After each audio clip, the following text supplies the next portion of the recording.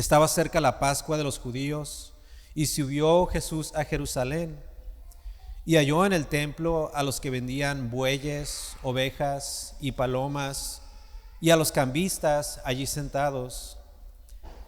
Y haciendo un azote de cuerdas, echó fuera del templo a todos, y las ovejas y los bueyes, y esparció las monedas de los cambistas, y volcó las mesas. Y dijo a los que vendían palomas: quitad de aquí esto, y no hagáis de la casa de mi Padre casa de mercado. Entonces se acordaron sus discípulos que está escrito: el celo de tu casa me consume. Señor,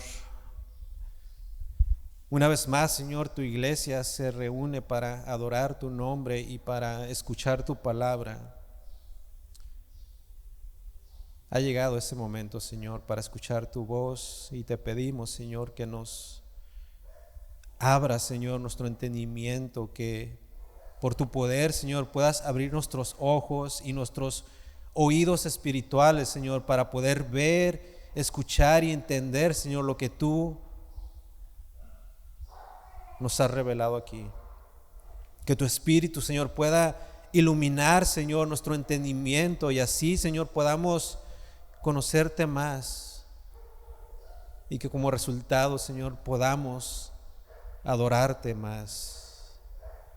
Ayúdanos, Señor, porque somos hombres débiles, mujeres débiles, que día con día, Señor, batallamos aún con nuestro propio pecado, Señor, pero Cristo, quien es nuestro libertador,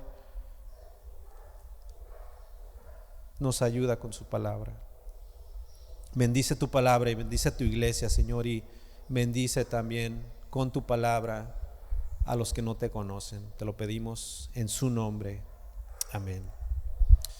Hace 2 semanas tuvimos la oportunidad de estudiar los versículos del 1 al 12 y estuvimos aprendiendo acerca del primer milagro de Jesús al convertir el agua en vino. Este fue el primer milagro, el cual el apóstol Juan le llama una señal. Pero básicamente con este milagro, con esta señal, Jesús comenzaba su ministerio terrenal. Con ese primer milagro Jesús se daba a conocer. Pero más que nada y ante todo, Jesús con este milagro demostraba su divinidad.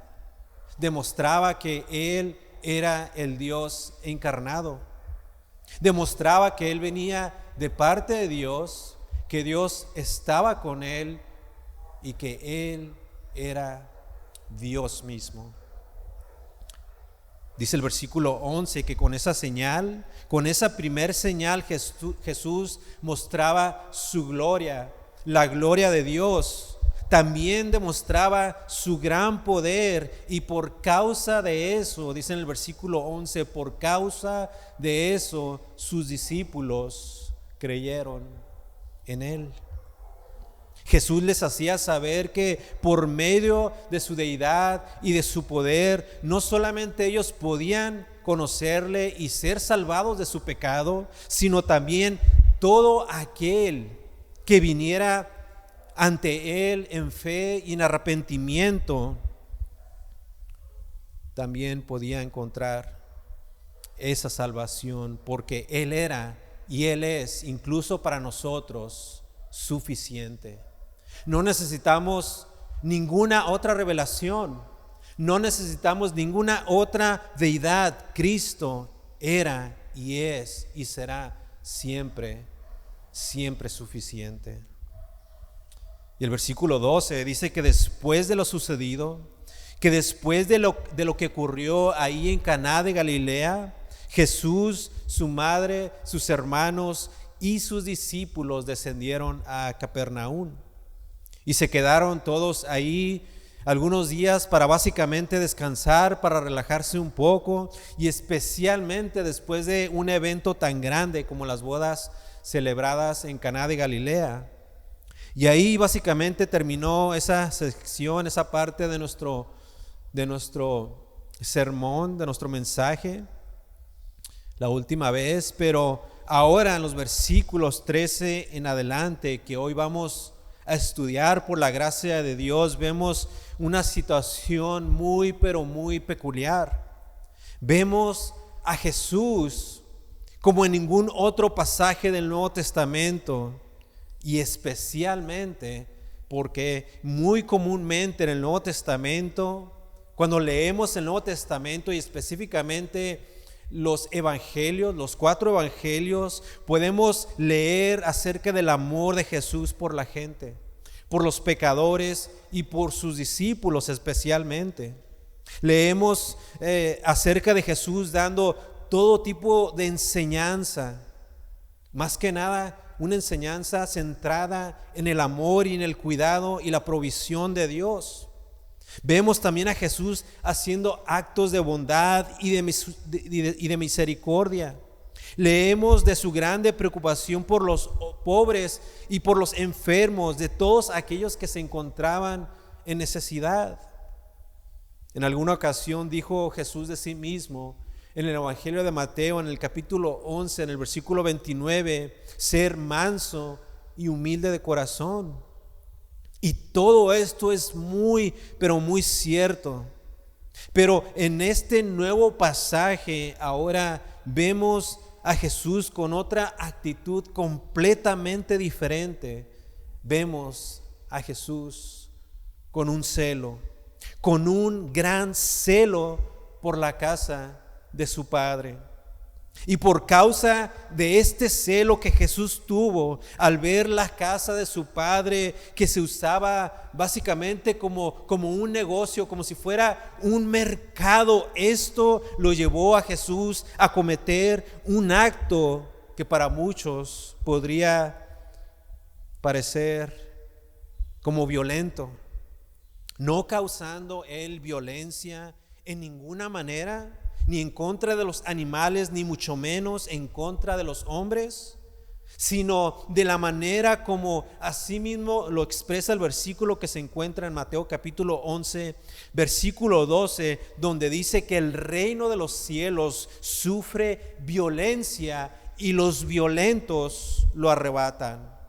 O sea, en el sentido y únicamente en este sentido, en que la gente que entraba al reino no era violenta literalmente, sino que ellos tenían un deseo, un fervor, una ansia por ver la venida del Mesías, y ellos reaccionaban de una manera como los soldados, como cuando se encuentran atacando una ciudad y derribando las puertas para poder entrar en el reino de los cielos. Eso es precisamente lo que vemos de Jesús aquí en este pasaje. Pero aún así, por lo que veremos, esta actitud de Jesús podría ser una actitud que nos tomaría por sorpresa si no lo hubiéramos leído aquí en el Nuevo Testamento. Y digo esto porque la actitud de Jesús en este pasaje pareciera que fuera una contradicción de las otras cosas que hemos leído acerca de Él. Pero la verdad es que esto no es contradictorio en ninguna manera, porque Jesús simplemente actuaba conforme al mismo carácter de Dios, de un Dios que es santo y que es justo. Pensemos en las muchas veces, habiendo sido nosotros no cristianos, que tuvimos en alguna ocasión algún tipo de celo. Ya sea porque tal vez ya sea porque el vecino tenía un mejor carro, ya sea porque mi compañero de escuela se sacó un 10 y yo me saqué un 8, ya sea porque tu amiga tiene el cabello más largo que tú y tú tal vez no, o ya sea porque tal vez viste a tu pareja que tal vez volteó su mirada a donde se encontraba otra persona del sexo opuesto y tú de alguna manera sentiste un celo. Pensemos por un momento en esas situaciones y en la manera como tal vez nosotros actuamos. Y muchas veces el ser humano literalmente quiere recurrir a la violencia, a la agresión física. Mas Jesús, siendo el hombre perfecto, el único perfecto que ha existido, tuvo un celo, pero no el celo como el de nosotros, sino un celo, dice la santa palabra de Dios, un celo santo. Tan santo que lo llevó a tomar una acción santa. Y esto es lo que vamos a leer y aprender en esta mañana. Del compromiso y del amor y de la entrega del Señor para con las cosas de Dios, para con los asuntos de su Padre, quien a toda costa quería honrar y aún defender su nombre y todo lo que tenía que ver con él. Así, aprendiendo sobre el carácter justo y recto de nuestro Señor Jesucristo, aprenderemos nosotros que así de la misma manera todos necesitamos también tener ese celo por cada asunto concerniente al reino de los cielos, desde nuestra vida privada hasta todos los asuntos que tienen que ver con la Santa Iglesia del Señor. Y así como nuestro Señor, no quedarnos con los brazos cruzados, sino actuar y dar, escuchen, un testimonio vivo sobre nuestra fe en Él, hacia con todo aquello que atente en contra del nombre de nuestro gran y buen Dios. Así que comencemos a desempacar nuestro pasaje, comenzando en el versículo 13. Versículo 13.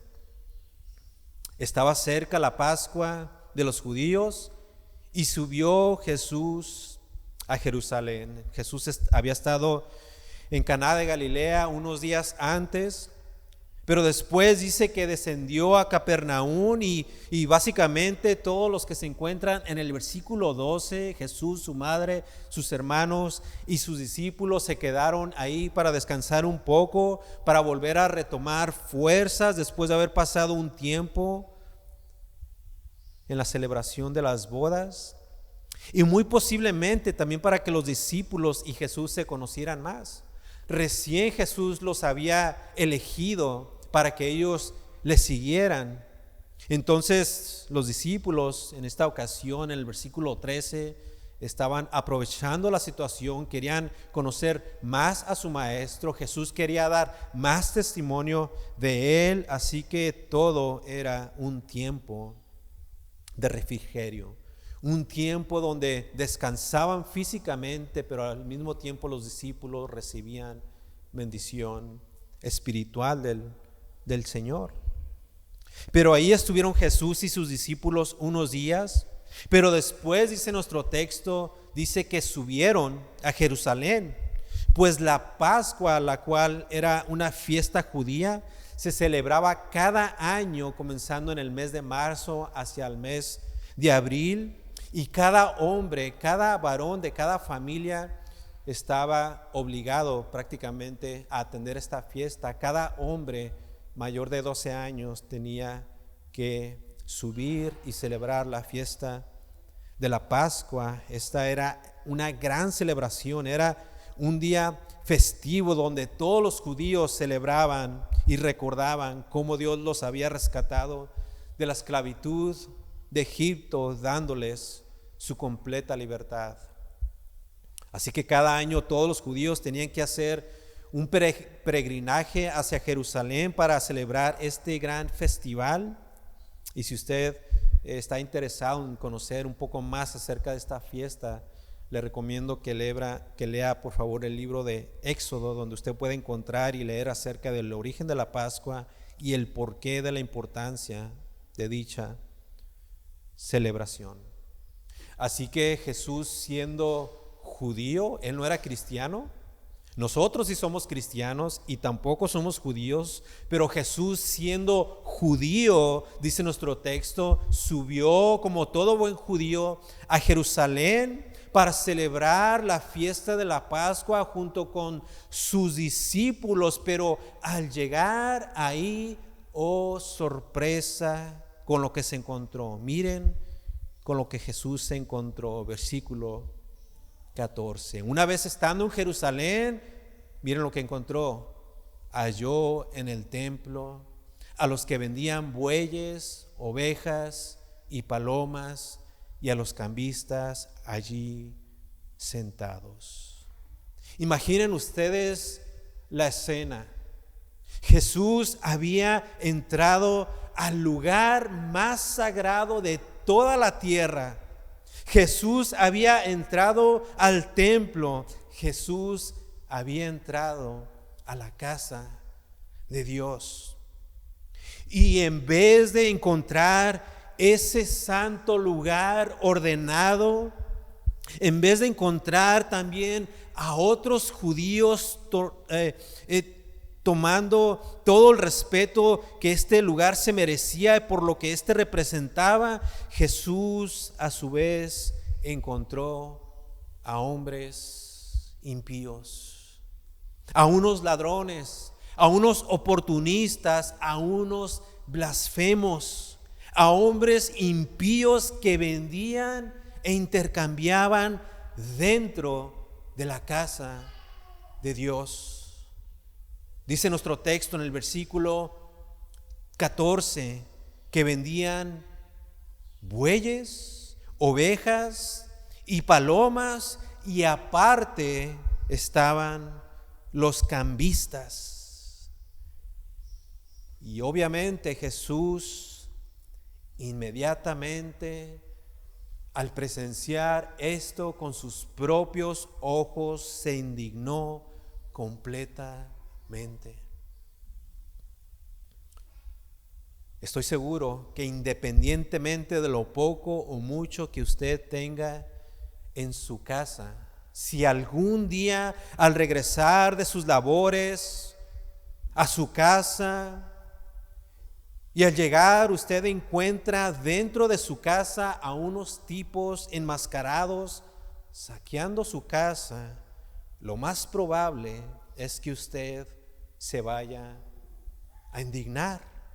Muy posiblemente usted se va a molestar mucho, ¿cierto? Bueno, aún así, aquí hay una gran diferencia, y es esta. Nuestra casa, donde vivimos y donde se encuentra lo más íntimo de nuestras familias, es tan solamente eso, una casa común y corriente. Pero nuestro pasaje donde Jesús entró no era tan solamente un templo. Dice nuestro texto que el lugar donde entró Jesús era la casa de Dios. Era la casa de su Padre. Era un lugar santo. Un lugar que tenía que ser respetado. Un lugar donde se encontraba la misma presencia de Dios. Y Jesús, al ver a todos estos animales y escuchar sus mugidos y sus balidos, al ver a todos estos hombres malvados y a los cambistas, no pudo más que decir: esto no puede ser, no lo voy a permitir. No lo voy a permitir. Y lo que vemos a continuación es una escena en realidad que nos deja en shock, porque nunca jamás habíamos visto a Jesús actuar de esa manera. Lo hace aquí en este capítulo, en el Evangelio de Juan, capítulo 2, y lo vuelve a hacer 3 años después en el Evangelio de Mateo, en el capítulo 21. De nuevo, usualmente leemos los evangelios y vemos a Jesús con gran amor y bondad y misericordia, pero aquí precisamente en este pasaje vemos a Jesús verdaderamente indignado. ¿Por qué?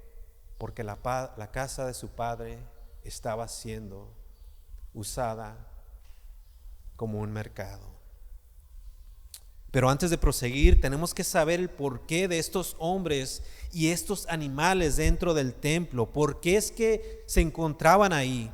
¿Qué hacían estos animales y estos hombres en este lugar tan sagrado?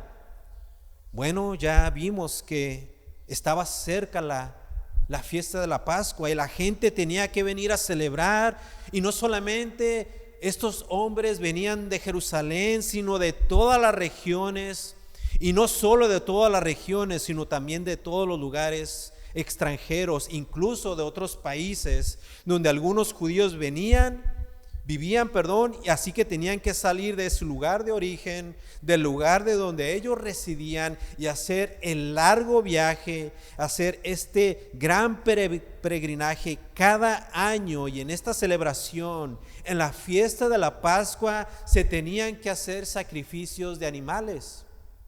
Así que los de Jerusalén no tenían, los que vivían ahí, los judíos que se encontraban residiendo en Jerusalén, no tenían ningún tipo de problema con esto. Ellos podían caminar y caminar una corta distancia para llegar a celebrar la fiesta. Pero ¿qué tal los que venían de lugares remotos y lejanos? Imaginen ustedes caminar por días o incluso semanas. Y recordemos que en aquel tiempo la forma de transporte era el caminar. No existían las bicicletas, ni las motos, ni los trenes, ni mucho menos los autobuses. Estos hombres que tenían que hacer el viaje a Jerusalén tenían que caminar largas distancias, y por esa razón era inconveniente, muy inconveniente, que ellos cargaran con sus animales para poder hacer sacrificios. Ellos no tendrían ni el tiempo ni la fuerza para llevarlos consigo mismos, y tendrían que cargarlos, o tendrían que tal vez jalarlos. Y si por alguna razón alguno de los animales, algún buey o las ovejas, se soltaba, los hombres tenían que detener su caminata para ir a corretear a sus animales. Si algún animal le daba hambre, ellos tenían que parar su caminata para que estos entonces pudieran comer del pasto silvestre, hasta que estos animales se pudieran satisfacer. Igual también cuando tenían que hacer sus necesidades, tenían que parar y esperarlos. Así que era en realidad un lío llevar animales mientras ellos hacían el viaje. Y por esa razón en el templo había animales, bueyes, versículo 14, ovejas, palomas, para los que habían hecho el viaje solamente llegaran y entonces pudieran comprar sus animalitos y pudieran realizar su sacrificio, y de esa manera pudieran cumplir con sus obligaciones religiosas. Bueno, leyendo el texto, aparentemente parece ser muy conveniente. Aparentemente bastante, pero muy conveniente.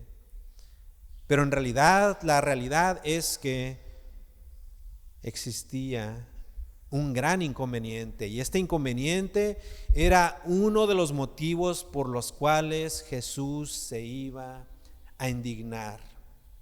Los que vendían estos animalitos dentro del templo, sabiendo que estos hombres que venían de lugares muy lejanos, sabiendo que estos hombres no tendrían en realidad ninguna otra opción, una vez más, ellos no iban a hacer largas caminatas por varios días o varias semanas cargando con animalitos. Estos hombres, los que ya se encontraban en Jerusalén, en este templo, se aprovechaban de que los que venían de su largo viaje no tenían otra opción. Entonces les vendían estos animales a precios súper elevados. Y Jesús sabía esto.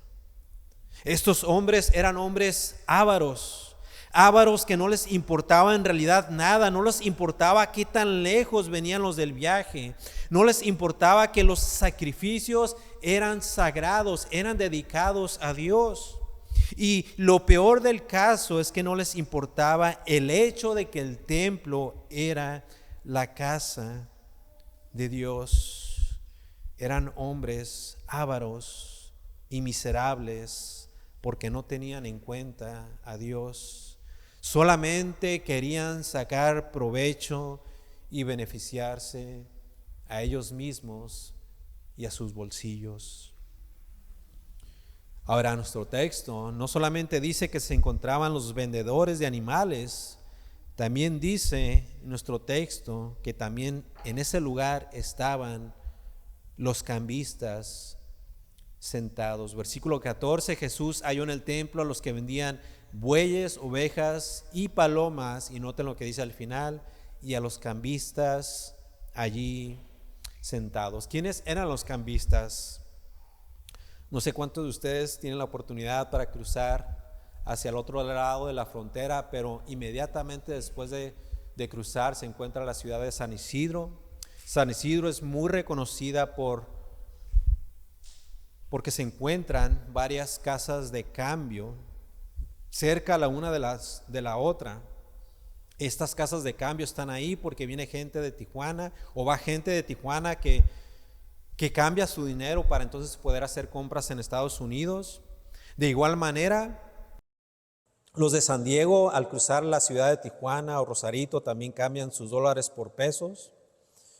Y es la misma idea. Los que estaban ahí en ese lugar, en ese templo, los cambistas hacían exactamente lo mismo. Tenían la misma función que las casas de cambio, tanto en San Isidro como en Tijuana. Y ahora se preguntarán, ¿para qué estaban estos ahí? Pues por el hecho de que venían hombres de otros lugares muy lejanos, donde su moneda era diferente a la moneda judía que en ese tiempo se manejaba en Jerusalén. Así que antes de ellos llegar y comprar sus animales, también tenían que pagar su impuesto, porque había un impuesto que se tenía que pagar para el templo. Y antes de hacer esa transacción tenían que cambiar su dinero. Pero ¿qué de estos cambistas? ¿Qué de malo tiene que hayan estado ahí cambiando las monedas? Bueno, en sí, no mucho, pero el hecho de que estuvieran ahí en el templo en realidad sí tenía mucho de malo, y especialmente porque estos cambistas cobraban por su servicio un alto interés. Muchas de las casas de cambio que podemos encontrar en San Isidro y en Tijuana, algunas de ellas ni siquiera cobran interés, porque en realidad ya existe ganancia con la pura cotización del dólar. Así que estos cambistas, así como los vendedores de animales, se aprovechaban de la situación y sacaban, o más bien robaban, grandes cantidades de dinero de los que venían de lugares lejanos. Miles y miles de peregrinos venían a celebrar la Pascua, y estos hombres en cuestión de días se hacían ricos. Así que Jesús, viendo todo esto, no pudo más, y especialmente al ver la corrupción y la iniquidad de estos hombres, así que Jesús tomó acción. Versículo 15. Y haciendo Jesús un azote de cuerdas, miren lo que hizo. Echó fuera del templo a todos, y las ovejas y los bueyes, y esparció las monedas de los cambistas y volcó las mesas. Versículo 16. Y dijo a los que vendían palomas: quitad de aquí esto, y no hagáis de la casa de mi padre casa de mercado. El Evangelio de Mateo también registra esta misma escena, pero obviamente en otra ocasión, y dice que Jesús les dijo a ellos: ustedes han vuelto mi casa cueva de ladrones. Estos hombres no eran unos comerciantes, estos hombres eran unos ladrones. Y Jesús en ese momento, lleno de ira, pero no como la ira de nosotros, sino con una ira divina. Pero aún así, miren la manera como Jesús reaccionó. Jesús tuvo la paciencia. Fíjense, no dice que recogió un azote o que se lo encontró por ahí. Miren el versículo 15, una vez más dice que Él hizo un azote. Pregunta, ¿de qué lo hizo? Básicamente en aquellos tiempos para hacer un azote era tomar varias cuerdas y juntarlas y para así entonces formar este azote como tipo látigo. Entonces, ¿para qué necesitaba Jesús este azote, este látigo? Nos preguntaríamos, ¿para golpear tal vez a esos hombres malvados? No. ¿Para azotar tal vez a los animales? No, tampoco. Jesús en ningún momento cometió ningún acto de violencia física. Podríamos decir que la reacción fue violenta, sí, pero él nunca jamás cometió violencia y nunca jamás hizo daño físico a ninguno de los que estaban ahí, ni durante su ministerio, ni después. Pero no sé si ustedes han visto lo intimidante que es ver a alguien azotar un látigo. ¿Sí lo han visto? Hace un ruido que genera cierto temor y que muchas veces intimida, pues un látigo se utiliza muchas veces para hacer obedecer a los animales. Y cuando estos hombres vieron que Jesús usó su látigo, a los hombres obviamente les dio temor y a los animales también, y así fue de esa manera que Jesús logró sacar a todos, dice nuestro texto, del templo, de la casa de Dios, incluyendo a los animales. Tomó las monedas de los cambistas y ¿qué dice nuestro texto? Las esparció, versículo 15, parte final. ¿Por qué hizo esto Jesús si era dinero? Bueno, viendo lo que estos hombres hacían y cómo tomaban provecho de otros hombres, este dinero se consideraba dinero sucio, dinero obtenido por medio de ganancias deshonestas, algo que la Biblia condena categóricamente. Aparte, dice nuestro texto, aparte dice que agarró las mesas y las volteó, las derribó. Entonces, cuando vieron esta acción de Jesús, todos, absolutamente todos los hombres salieron asustados y atemorizados. Salieron las palomas volando, los bueyes y las ovejas espantadas. Imaginen la escena, se hizo todo un relajo. Y todo esto dentro del templo se hizo un caos. Para ellos, para estos hombres, su juego, su negocio había llegado a su fin.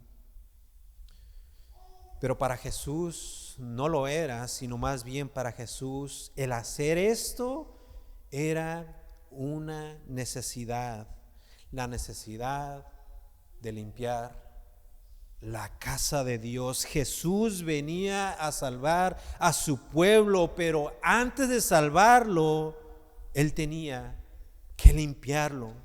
Y para eso Él tenía que hacer juicio divino, y eso era precisamente lo que vemos aquí.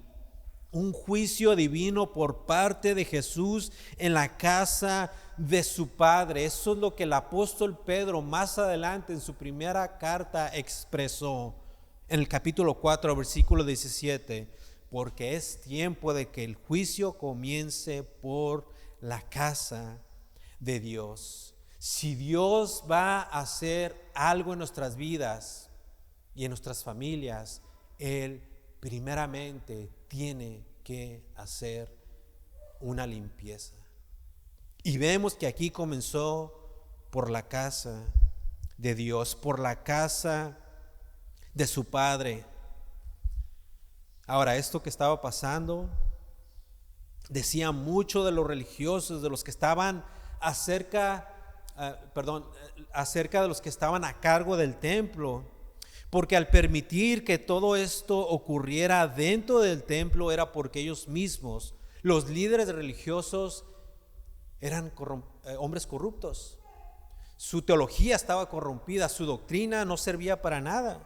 Era porque ellos mismos estaban en una condición espiritual tan, pero tan mal que ellos habían ya perdido el verdadero significado y ya no sabían en realidad cuál era el propósito que la casa de Dios tenía. En ese tiempo, el templo, la casa de Dios, ya no era un lugar de adoración, ya no era un lugar de referencia, y ahora por culpa de ellos la casa de Dios se había convertido en cueva de ladrones. La casa de Dios se había corrompido. Así que Jesús llega y dice: quiten todo esto de aquí, saquen toda su basura, aquí no está permitido. No hagáis, dice Jesús, no hagáis de la casa de mi Padre casa de mercado, versículo 16. No hagas negocio con él. No vengas con una actitud egoísta, solamente pensando en tu beneficio. En la casa de Dios solamente se adora a Dios. Aquí en la casa de Dios el centro solamente es Él y únicamente Él. Jesús dice: no quiero esto aquí, sáquenlo. La casa de mi Padre no se puede corromper así. No puede perder su propósito, el cual, una vez más, es adorar a Dios en espíritu y en verdad, el cual es exaltar a Dios y rendirle solamente a Él toda la honra y todo el honor, el cual es solamente darle a Él toda la gloria. Ahora vemos en nuestro texto que los discípulos se encontraban ahí con Jesús, pero ellos, dice nuestro texto, que ellos no hicieron absolutamente nada. Estos simplemente al ver a Jesús se encontraban en realidad maravillados por lo que acababan de presenciar, y en realidad ellos se dieron cuenta de que esto era algo no común, sino algo divino. Ellos sabían que esto venía de parte de Dios. ¿Cómo lo sabemos? Sigamos leyendo, versículo 17.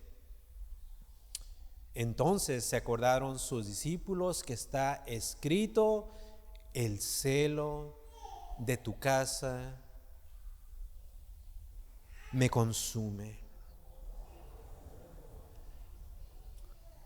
Es lo que vemos en el Salmo 69. Cuando los discípulos presenciaron esto, los discípulos inmediatamente recordaron el Salmo número 69, que dice exactamente lo mismo, un salmo que el rey David escribió cuando él mismo, por causa del celo por la casa de Dios, estaba sufriendo persecución.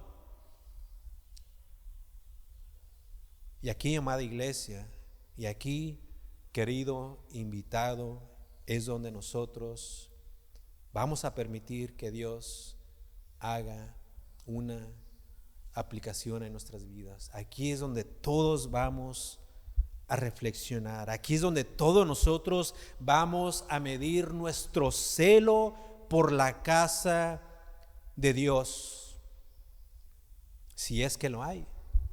Y mi oración es que sí lo haya, porque esto, amada iglesia, esto es algo verdaderamente serio.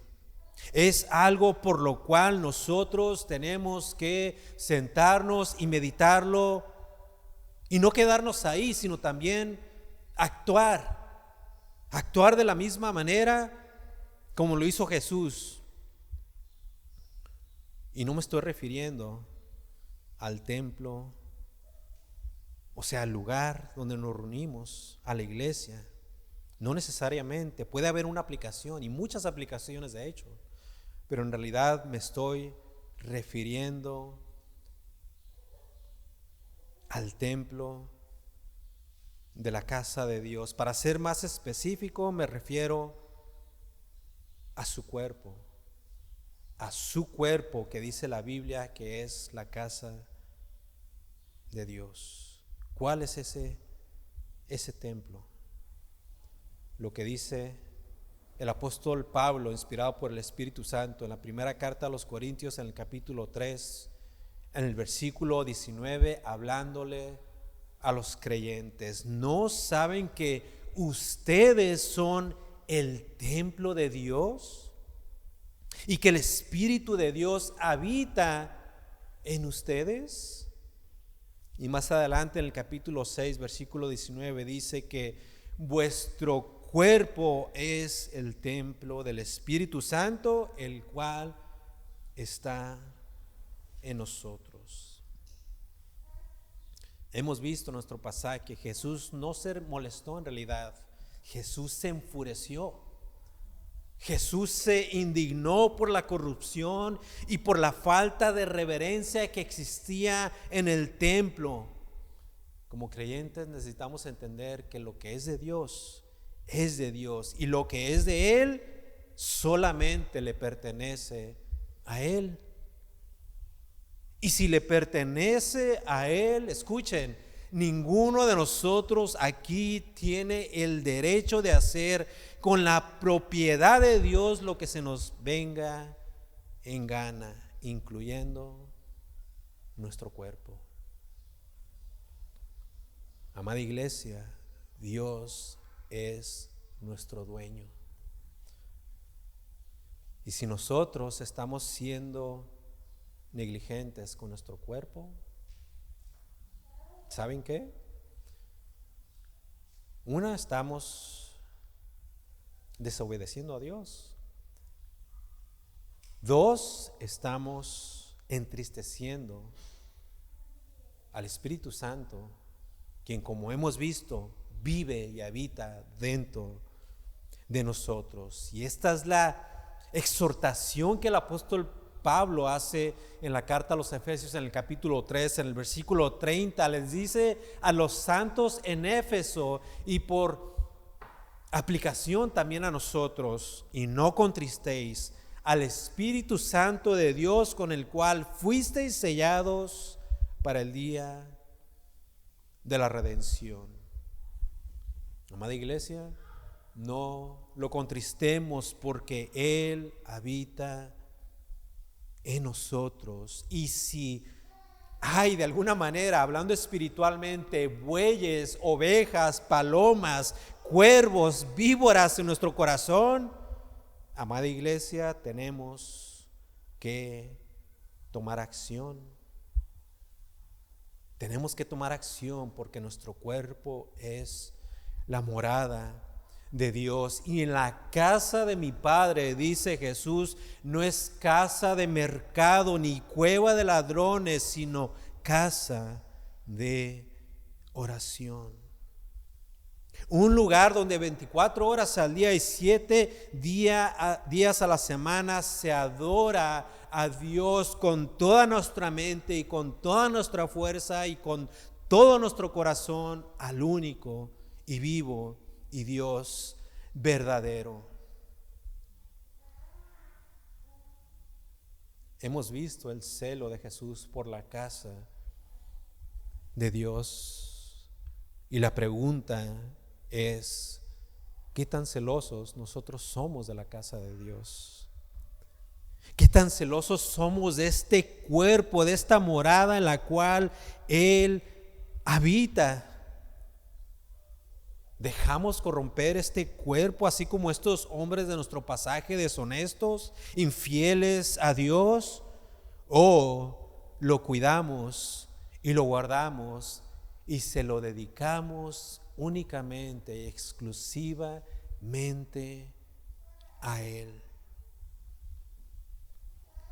Una vez más, amados hermanos, somos templo del Espíritu Santo. Somos propiedad de Dios. Él es nuestro dueño y nosotros no tenemos el derecho ni la autoridad de hacer lo que queramos. Y esto incluye nuestras acciones externas. Esto incluye nuestra sumisión a Él y a su palabra. ¿Nos estamos sometiendo a Él? ¿Estamos celosamente sometiéndonos a su palabra? ¿Guardando sus mandamientos? Desde los más básicos hasta los más difíciles. Ningún mandamiento, ni uno solo para el creyente verdadero es gravoso. Y si tú, mi amado hermano, amada hermana, estás batallando en algún área, y si has pecado en contra de Dios, solamente confiesa tu pecado. Preséntalo delante de Dios y arrepiéntete, porque dice la palabra de Dios, la santa palabra de Dios, que Él es justo y fiel para perdonarnos. Solamente preséntate y Él te va a ciertamente perdonar. Pero si tú no eres creyente y aún no has llegado a la fe, si aún tu cuerpo no es templo del Espíritu Santo, hoy mismo lo puede ser. ¿Cómo y de qué manera? Jesús puede venir a ti y Él puede hacer esa limpieza. Él puede correr a todos estos animales denominados pecados en tu vida y puede borrarlos completamente. Para eso Él vino a este mundo, para vivir la vida que tú no puedes vivir. Él cumplió los santos mandamientos de Dios a perfección, y cuando Él fue a la cruz, Él murió por tus pecados. Si es que hoy te arrepientes, si tú confiesas delante de Dios que eres un pecador y que no tienes la capacidad de acercarte a Él, a Dios, sino solamente por el sacrificio de Cristo, y vienes en fe y en arrepentimiento, escucha, también Dios te puede perdonar. Lo puede hacer si tan solamente crees y te arrepientes. Y así como el resto de los demás, de la misma manera, tú podrás tener entonces un celo por la casa de Dios y por todo lo que tiene que ver con Él. Señor, gracias por tu palabra y gracias por recordarnos, Señor, acerca de nuestras grandes responsabilidades delante de ti, Señor. Te pedimos que por favor nos ayudes, Señor, a ser fieles, Señor, en todo lo que hagamos, en nuestra mente y en nuestro corazón, pero también en todo lo que hagamos externamente. Que tu palabra pueda obrar en nuestros corazones, Señor, y que tu nombre sea glorificado, Señor, hoy, por el resto del día y por los siglos de los siglos. Amén.